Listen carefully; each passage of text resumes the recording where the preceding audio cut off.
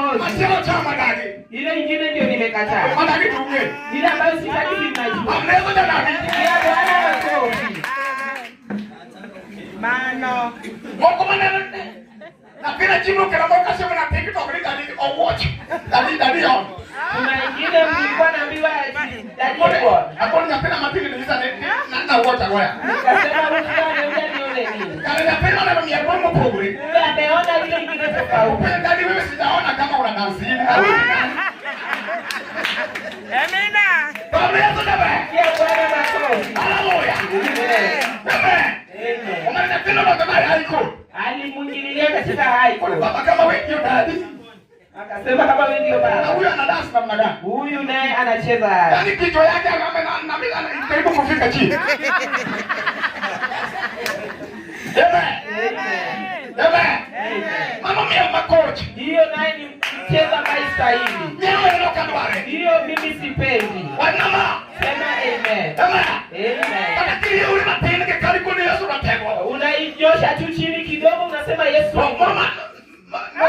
Sio ile ambayo kichwa inaingia mpaka chini. Amen. Amen. Hallelujah. Amen. Hallelujah. Nataka kucheza ile ya kiroho. Upage hizo barua. Asifiwe Bwana. Opia magala kama. Sio ile ambayo ni tofauti.